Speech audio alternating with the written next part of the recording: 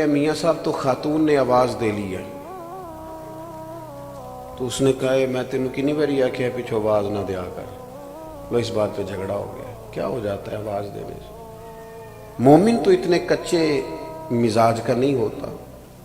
نبی پاک علیہ الصلوۃ والسلام نے نا ایک بات ارشاد فرمائی، آپ نے اپنے ذہن میں رکھنی ہے، آپ کی توجہ ہے نا میری بات پر.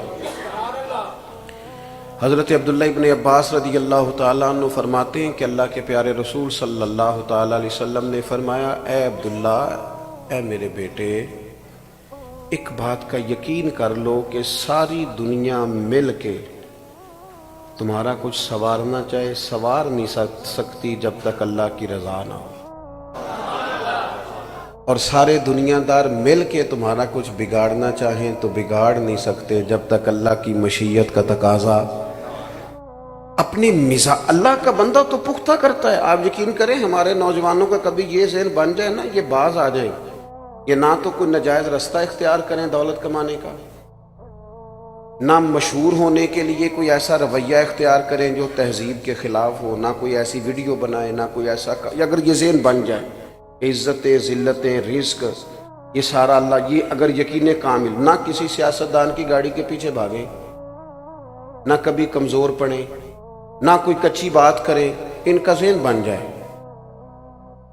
کہ میرے سارے معاملات میں میرا محافظ میرا اللہ ہے. یہ سوچ کون دیتا ہے؟ یہ اللہ کے بندے دیتے ہیں. حضرت بہلول دانا رحمت اللہ علیہ تشریف فرما تھے ایک مقام پہ، امام غزالی نے لکھا ہے، تو ہارون رشید حج کر کے آ رہا تھا.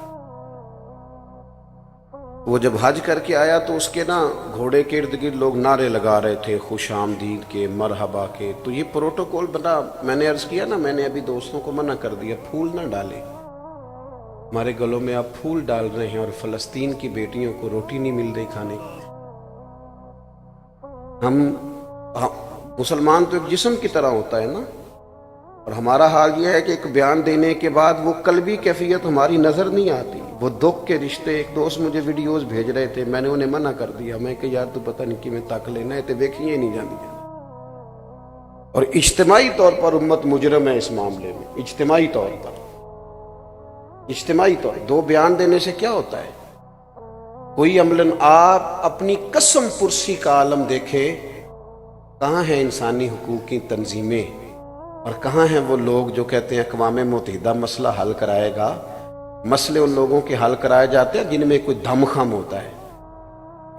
یہ لوگ مسئلے حل کرائیں گے جو اتنی بھی، وہ کہہ رہے ہیں باقی ساری باتیں تو ایک طرف رہی، ہم امداد نہیں پہنچنے دیں گے، دوائیاں نہیں جانے دیں گے. اتنی بھی کوئی مظلوم ہوتی ہے قوم؟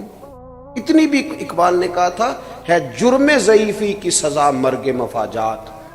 یہ تمہارے کمزور ہونے کی تمہیں سزا مل رہی ہے، یہ تمہیں ملے گی. اس لیے کہ جب مطمع نظر روٹی روزی پیسہ ہو جائے نا، مذہبی اسٹیجوں پر بھی جب تقریریں بکیں، نعتیں بکیں، تلاوتیں بکیں، اور جب ہر چیز مطمع نظر صرف پیسہ ہو جائے، تو پھر میرے بھائی کیسے طاقتیں ایمان کی پیدا ہوں؟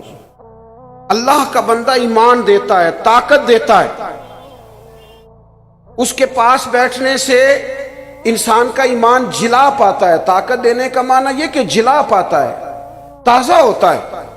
حضرت بہلول دانا بیٹھے تھے، بادشاہ سلامت کے نعرے لگ رہے ہیں اور بڑا استقبال ہو رہا ہے.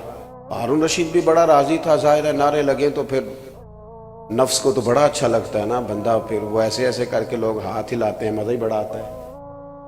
وہ تو لطف لے رہا تھا، اور یہ لطف صرف وزیر نہیں لیتے، پیر بھی لیتے دیکھے ہیں میں نے. اللہ ماشاءاللہ، یہ چلتا ہے سلسلہ بہت ساری جگہوں پہ. وہ ہارون رشید جب یہ مزے لے رہا تھا نا، تو حضرت بہلول دانا ایک ٹیلے پہ بیٹھے تھے اور اس کی یہ حالت دیکھ کے ہنس رہے تھے، مسکرا رہے تھے. اللہ کا بندہ وزادار بڑا ہوتا ہے. وہ ہارون رشید کی اچانک نظر پڑی تو اس نے کہا، بابا جی کا ہنسنا بڑا معنی خیز ہے. وہ گھوڑے سے نیچے اترا اور اتر کے آن کر کے نا حضرت بہلول دانا کی خدمت میں حاضر ہو گیا اور پوچھنے لگا کہ حضور خیریت ہے، آپ کیوں ہنس رہے ہیں؟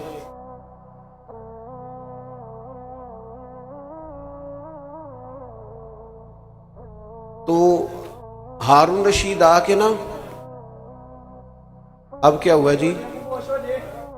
اللہ آپ کو برکت دے. آپ توجہ کر رہے ہیں میری بات پر؟ اللہ تعالیٰ آپ کو سلامت رکھے۔ تو ہارون رشید اتر کے نا حضرت بہلول دانا کی خدمت میں آ گئے، تو آ کر کے پوچھنے لگے حضور آپ کا ہنسنا بڑا معنی خیز ہے، یہ سمجھ نہیں آیا آپ کیوں اتنا مسکرا رہے ہیں؟ تو حضرت بہلول دانا فرمانے لگے وہ جو تیرے نعرے لگ رہے ہیں اور لوگ استقبال کر رہے ہیں نا، اس پر میں ہنس رہا ہوں۔ کہا جناب وہ کیوں؟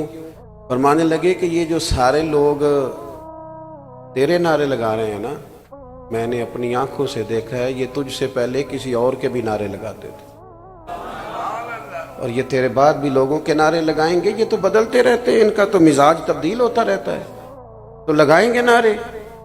تو ہارون رشید سیانہ بنتا تھا، اس نے نصیحت کا غصہ نہیں کیا، بات کو سمجھا، لیکن چونکہ تھا بادشاہ، اس نے فوراً وہی کام کیا جو عموماً مالدار اور بادشاہ لوگ کرتے ہیں۔ کہنے لگا کہ میں نے سنا ہے آپ پر قرض ہے، تو کوئی حکم ہو تو ارشاد فرما دیں۔ تو حضرت بہلول دنا پھر مسکرا پڑے، فرمانے لگے چل ایک بات تو بتا، تیرا رب کون ہے؟ کہا اللہ۔ تو فرمایا میرا کون ہے؟ کہا اللہ۔ تو فرمایا یار یہ تو نہیں نہ ہو سکتا کہ اللہ ہارون رشید کو دیتا جائے اور بہلول دانا کو بھول ہی جائے، یہ تو نہیں نا معاذ اللہ ہو سکتا، تو جو رب تجھے عطا کرے گا وہ مجھے بھی دے گا انشاءاللہ، لہٰذا مجھے تیرے سامنے ہاتھ پھیلانے کی کوئی ضرورت، گردن کو جھکا دیتا ہے خیرات کا پتھر، جہاں میں مانگنے والوں کے سر کبھی اونچے نہیں ہوتے۔ وہ ایک شاعر ایک جگہ پہ بیٹھا تھا نا، تو شاعر ناراض نہ ہو جائیں، تو بعض اوقات شاعروں کی حالت بھی بڑی پتلی ہو جاتی ہے، چادر لپیٹے رکھتے ہیں کئی دنوں تک بعض لوگ، اس کی حالت تھوڑی سی زیادہ ہی ایسی محسوس ہوئی، تو ایک شخص گزرا تو وہ چند روپے پھینک گیا کہ شاید کوئی ضرورت مند بیٹھا ہے، بندہ بڑا عمدہ تھا، اس نے کہا اٹھا اپنے پیسے لے جا۔ تو کہا جناب آپ یہ کیا کر رہے ہیں، آپ کو ضرورت ہے، غریب ہے، رکھ لیں۔ تو اس نے کہا اگر ضرورت پڑے گی تو اللہ رسول سے مانگوں گا۔ اور کیا بات کی ہے، اگر آپ کو سمجھ جائے نا تو یہ اللہ کے بندوں کی بارگاہ سے خیرات ملتی ہے۔ اس نے کہا یہ آرزوئے کرم اور میں آپ سے کروں، یہ آرزوئے کرم اور میں آپ سے کروں، یہ آرزوئے کرم اور میں آپ سے کروں، یہ بھیک اس کو دیجئے جس کا خدا نہ ہو۔ میں کوئی لاوارہ سورہ پر رسول کا ہوں، مجھے عطا کریں گے۔ اللہ کے بندے ایمان کی لذت سے آشنا کرتے، ان کے پاس بیٹھنے سے انسان کا ایمان مضبوط ہوتا ہے، اللہ کی ذات پر بھروسہ مضبوط ہوتا ہے، امیدیں رب رسول سے وابستہ ہوتی ہیں۔ اور دوسری اللہ کے بندے کی تعریف قرآن نے یہ بیان کی کہ وَقَانُوا يَتَّقُونَ، وہ پرہیزگار ہوتے ہیں۔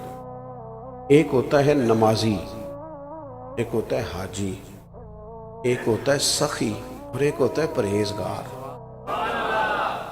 نماز پڑھنے والے کو کہتے ہیں نمازی، حج کرنے والے کو کہتے ہیں حاجی، سخاوت کرنے والے کو اور گناہ سے بچنے والے کو پرہیزگار کہتے ہیں۔ آپ ڈاکٹر کے پاس کبھی جائیں نا تو وہ دو کام کرتا ہے، ایک دوائی دیتا ہے اور دوسرا پرہیز بتاتا ہے۔ مشکل کیا ہوتا ہے؟ بس سمجھ لیں آپ، جو پرہیزگار ہو جائے وہ ولی بن جاتا ہے۔ دوائی کھانا اتنا مشکل نہیں ہوتا جتنا یہ جو پرہیزگار ہوتے ہیں نا، کوشش کرتے ہیں، ویسے تو معصوم انبیاء اور فرشتے ہیں لیکن اللہ کے بندے کوشش کرتے ہیں، تقوی اختیار کرتے ہیں، گناہ سے بچتے ہیں۔ تقوی کسے کہتے ہیں؟ حضرت عمر فاروق رضی اللہ تعالیٰ عنہ نے سیدنا ابی بن کعب رضی اللہ تعالیٰ عنہ سے کہا کہ بتائیے یہ جو قرآن و سنت میں بار بار تقوی کا ذکر ہے تو تقوی کیا ہوتا ہے؟ تو حضرت ابی بن کعب کہنے لگے امیر المومنین آپ بہت بہتر جانتے ہیں پر میرے ذمے لگایا تو میں بتائے دیتا ہوں۔ فرمانے لگے کہ اگر تنگ رستہ ہو اور دونوں جانب جھاڑیاں ہوں اور انسان نے کھلا لباس پہنا ہو، اگر وہ اس رستے سے گزرنا چاہے گا تو کیسے گزرے گا؟ حضرت عمر فرمانے لگے سادی سی بات ہے، دونوں جانب ذرا جھاڑیوں کا خیال رکھے، کپڑے ذرا سمیٹ لے اور تھوڑا احتیاط سے گزر جائے۔ حضرت ابی بن کعب کہنے لگے بس یہی مجھے بھی سمجھ آئی ہے، دنیا میں دونوں جانب گناہوں کی جھاڑیاں ہیں، جو ذرا اپنے آپ کو سمیٹ کے گزر جائے اسے متقی اور پرہیزگار کہا جاتا ہے۔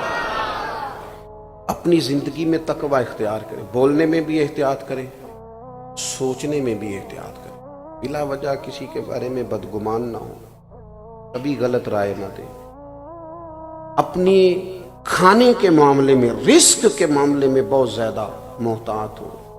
دو آدمی دنیا میں کوئی کارنامہ سر انجام نہیں دے سکتے، ایک جس کی نظر میلی ہو اور ایک جس کا رزق ناپاک ہو۔ یہ بزدل ہو جاتے، کمزور ہو جاتے، کوئی کام نہیں کر سکتے۔ جو نظر کا پاک ہو، رزق کا پاک ہو، اللہ کی توفیق سے اللہ اسے بڑے بڑے کام کرا لیتا ہے۔ رزق کے معاملے میں اللہ کے بندے محتاط ہوتے ہیں۔ ہمارے ہاں نا آج کل مسئلہ یہ ہو جاتا ہے کہ زبان کو بعض ذائقے لگ جاتے ہیں، اور ان ذائقوں کی بنیاد پر لوگ پھر تمیز نہیں کرتے بہت ساری چیزوں کی، کیونکہ اخراجات بڑھ جاتے ہیں۔ ہمارے ہاں ایسا نہیں کہ لوگوں کی آمدن کم ہوتی ہے، آمدن تو بہت زیادہ ہوتی ہے، لیکن اس حساب سے خرچے بھی زیادہ ہوتے ہیں۔ تقوی والی زندگی یہ ہے کہ تھوڑا محتاط طرز زندگی۔ حضرت امام احمد بن حنبل رحمۃ اللہ علیہ فرمایا کرتے تھے کہ ایک بوڑھی خاتون مسئلہ پوچھنے آئی تھی، میں نے ساری زندگی پڑھایا ہے، پر کبھی مسئلہ بتاتے میرے رونگٹے کھڑے نہیں ہوئے۔ بوڑھی ضعیف عورت مسئلہ پوچھنے آئی، پردے کے پیچھے اسے بٹھایا گیا، اس نے کہا حضور ایک شرعی مسئلہ دریافت کرنا ہے۔ تو میں نے کہا بہن پوچھئے۔ تو وہ کہنے لگی اگر میں چونکہ بیوہ ہوں اور بے اولاد بھی ہوں تو میں ہاتھ نہیں پھیلانا چاہتی۔ مومن کی شان کے خلاف ہے دنیا دار سے مانگنا، وہ جب مانگتا ہے رب رسول سے مانگتا ہے، وہ لوگوں کی جیبوں پہ نظر نہیں رکھتا، اس کا مزاج ہی نہیں ہوتا۔ وہ کہنے لگی میں محنت کر کے کما کے کھاتی ہوں، تو میں چرخہ چلاتی ہوں، اس سے میں سود بناتی ہوں۔ کئی دفعہ یوں ہوتا ہے کہ دن میں بہت زیادہ کام نہیں ہو پاتا، شام ہو جاتی ہے، تو میں چاہتی ہوں کچھ رات کو بھی کام کر لوں، سمجھے اوور ٹائم بھی لگ جائے، تو میں چھت پہ چرخہ رکھ لیتی ہوں، 14ویں رات کا چاند چمکتا ہے تو روشنی ہوتی ہے تو کام ہو جاتا ہے۔ کہنے لگی حضور دریافت طلب امر یہ تھا، مسئلہ یہ پوچھنا تھا کہ اب کچھ دنوں سے یہ ہو رہا ہے کہ بادشاہ کا لشکر گزرتا ہے، بڑی بڑی لالٹینیں ہوتی ہیں، ان کی روشنی بھی میرے چرخے پہ پڑتی ہے، پوچھنا تھا اس روشنی میں جو میں سود بناؤں گی وہ کمائی میرے لیے جائز ہے کہ ناجائز؟ امام احمد بن حنبل کہتے ہیں اس نے مسئلہ پوچھا تھا اور میرے آنسو نکل گئے، تڑپ گئے۔ میں نے کہا اماں آپ کون ہیں، کہاں سے آئی، تعارف کیا ہے؟ کہنے لگی آپ مسئلہ بتائیے۔ میں نے کہا نہیں بتائیں تو صحیح۔ کہنے لگی ایک دیوانہ سا درویش ہے، حضرت بشر رافی انہیں کہا جاتا ہے، بغداد کی گلیوں میں ننگے پیر چلتے، میں اس درویش کی ہمشیرہ ہوں۔ تو امام صاحب فرمانے لگے کوئی اور ہوتا تو میں شاید مسئلہ اور بتاتا، لیکن آپ کے گھر سے تو لوگ دین سیکھتے ہیں نا، آپ کی احتیاط اسی میں ہے کہ آپ 14ویں رات کے چاند کی روشنی میں ہی چرخہ کاتا کریں۔ یہ اللہ کے بندے متقی ہوتے ہیں، پرہیزگار ہوتے ہیں، ان کے پاس بیٹھنے سے انسان کا دل اللہ کی جانب، اور صحیح حدیث میں موجود ہے بخاری مسلم میں، نبی پاک علیہ السلام نے فرمایا اللہ کا ولی وہ ہے جسے دیکھنے سے رب یاد آئے۔ ایسا نہ ہو کہ اس کی گاڑی دیکھ کے بندہ پریشان ہو جائے اور گھر دیکھ کے کہو ہو کہاں سے آیا ہے، وہ اسے ملنے سے، اس کی صحبت میں بیٹھنے سے اللہ یاد آئے۔ تو میں نے دو باتیں آپ کے سامنے رکھیں، ایک تو ایمان کی پختگی، اولیاء اللہ کی علامت، دوسرا تقوی کا نور۔ بس کسی جگہ بھی جائیں ان دو چیزوں کو معیار بنائیں، یہی معیار ہیں اللہ کے ولی۔ باقی یہ کہ کوئی آدمی کسی بات کو حیرت انگیز انداز میں کرتا ہے، کھینچتا ہے اور بلا وجہ کچھ چیزوں کی تشریحات غلط کرتا ہے تو وہ درست نہیں ہے۔ دین بڑا سادہ سا ہے، حضور نے کھول کر بیان فرمایا، اس میں کسی ابہام کی کوئی ضرورت نہیں ہے۔ اور میری آخری گزارش آپ سے یہ ہے، فلسطین والوں کے لیے بہت درد دل سے دعا کریں، تبصرہ کر کے چپ نہ کر جایا کرے وہ بڑا کچھ ہو رہا ہے جی یہ کہہ کے خاموش نہ ہو جائے۔ حضور نے فرمایا مومن ایک جسم کی طرح ہوتے ہیں، امت کا درد محسوس کرے۔ ہم نہ بری طرح ذاتیات کے جنگل میں پھنس گئے۔ اللہ تعالیٰ امت مسلمہ کے حکمرانوں کو ہدایت کا نور عطا فرمائے۔ اور انہیں سمجھ عطا فرمائے اور شعور کی بلندی عطا فرمائے۔ کفر کو دیکھیں کیسا اکٹھا ہوتا ہے، کیسے بیان دیتا ہے، اور مسلمان احساس کمزوری کا شکار رہتے ہیں، حالانکہ رب کہتا ہے تم کھڑے تو ہو جاؤ، رب تمہاری مدد کرے گا۔ ان الذین قالوا ربنا اللہ ثم استقاموا تتنزل علیہم الملائکہ، جو رب کا نام لے کے ڈٹ جائے اس کی مدد کے لیے تو اللہ فرشتوں کا نزول فرما دیتا ہے، لیکن پہلے ڈٹنا ہے پھر فرشتے آئیں گے۔ قرآن کی ترتیب یہ ہے کہ پہلے ثم استقاموا تتنزل علیہم الملائکہ، پہلے تو ڈٹ پھر اللہ مدد بھیجے گا۔ اللہ کی بارگاہ میں دعا کرتا ہوں اللہ تعالی صاحب عرس کے درجات میں بلندی فرمائے، ہم سب کا یہاں جمع ہونا قبول فرمائے۔ آپ کی محفل ابھی جاری ہے، ہم کوئی شخصیات کے قائل نہیں ہیں کہ ایک بندہ آیا ہے اور ایک چند لوگ تو آتے جاتے رہتے ہیں، یہ محفلیں تو اللہ رسول کے نام کی ہیں نا، اس لیے آپ کو اطمینان سے بیٹھنا چاہیے، اور میرے سے ملاقات کے ہاتھ ملا کے آپ محبت سے ملیں مسلمان جان کے تو ثواب تو ہوگا، لیکن اگر آپ سمجھیں کہ کوئی بڑا آدمی ہے تو میں آپ سب سے گناہگار آدمی، کوئی فائدہ نہیں آپ کو۔ اگر کوئی بات آپ مان لیں گے میری تو اس میں فائدہ ہے، اس لیے محفل کا حسن نہیں خراب ہونا چاہیے، نہ کسی کے آنے سے اور نہ کسی کے، آپ کو محبت سے اطمینان سے اور ادب جو ہے محفل کا اس کے پیش نظر تشریف رکھنی چاہیے۔ اللہ تعالیٰ توفیق عطا کرے، وما علینا الا البلاغ۔